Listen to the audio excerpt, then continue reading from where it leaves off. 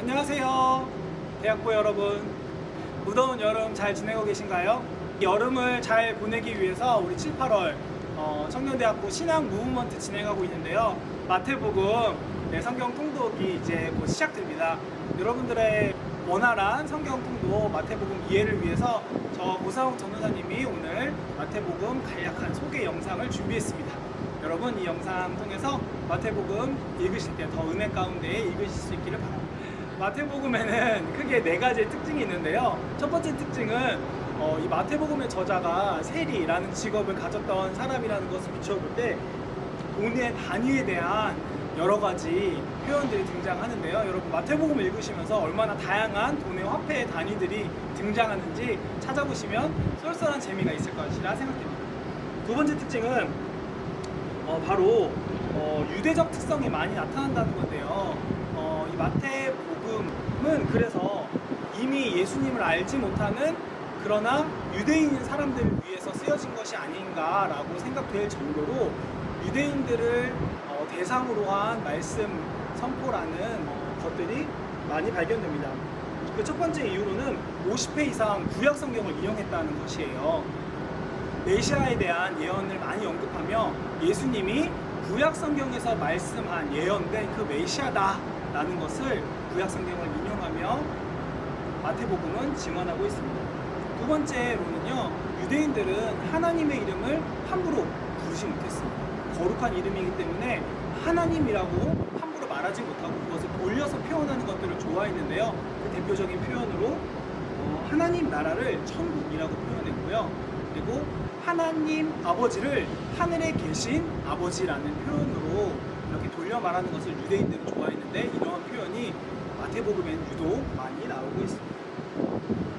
마태복음에만 약 하나님 아버지라는 표현이 15번 등장하는데요.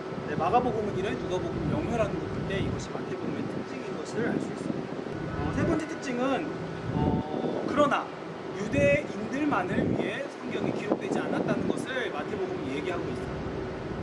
첫 번째로 마태복음에는 동방 박사가 예수님의 탄생을 축하하기 위해 왔다라는 내용을 특별히 다른 복음서에 없는 내용을 소개하고 있는데요. 동방 박사는 유대인이 아닌 이방 민족입니다. 이방 민족에게도 경배받으시기에 합당한 예수님을 마태복음이 소개하고 있습니다.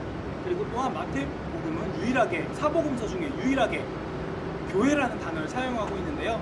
이스라엘 민족을 뛰어넘어 교회로 이어지는 구약에서 신약으로 넘어가는 첫 번째 책이 마태복음이라는 측면에서 이 교회라는 표현 여러분 어디에 나오는지 잘 유념하며 읽어보시면 좋을 것 같습니다.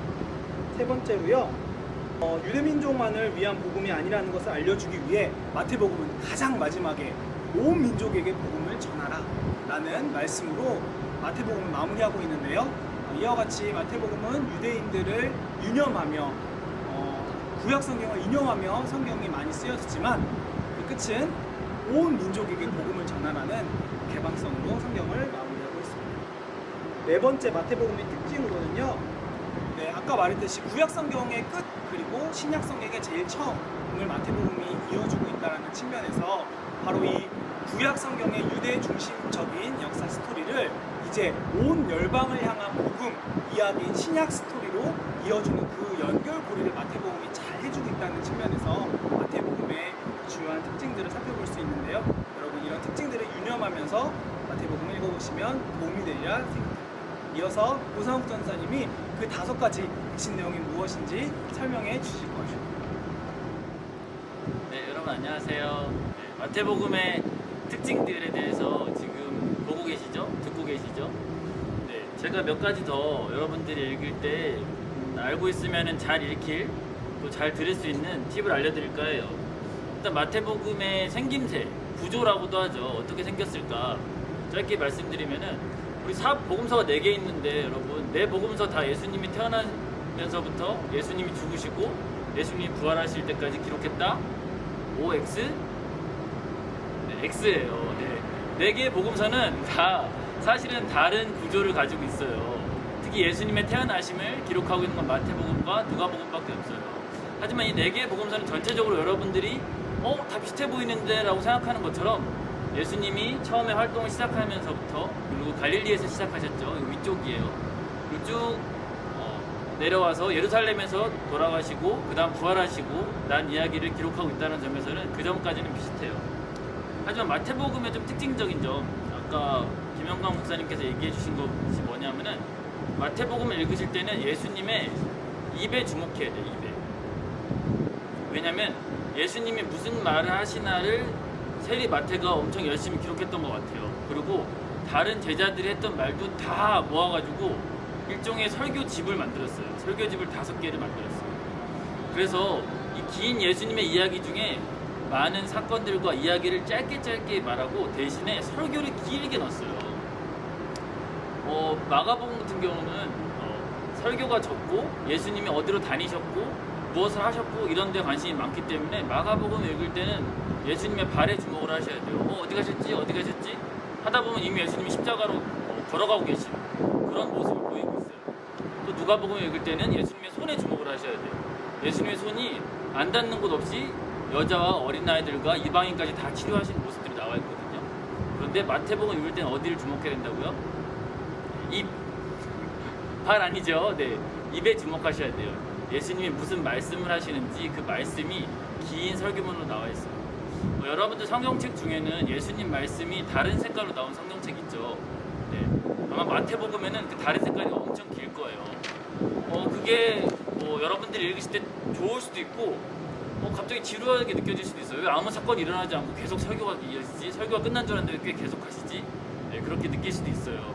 하지만 그 이유는 세리 마태가 예수님의 가르침을 잘 전해주고자 했다는 것임을 기억하면서 5가지 설교의 제목만 제가 말씀을 해드릴게요. 제목과 위치, 나머지 내용은 여러분들이 읽으시면 잘 들으시면 될 것 같은데, 첫 번째 설교는 아주 유명한 설교예요. 바로 산상수, 언덕 위에서 하신 설교, 산상설교가 바로 5장부터 7장까지 나와 있습니다. 길죠. 네. 두 번째 설교는 10장에 있어요. 제자들을 보내시면서 너네들은 이렇게 해야 된다라고 제자들을 위한 설교를 하셨고요. 세 번째 설교는 13장이 있어요. 뭐냐면은 천국 비유, 하나님 나라의 비유에 대해서 쭉 이야기를 하세요. 네 번째는 18장, 공동체 설교입니다.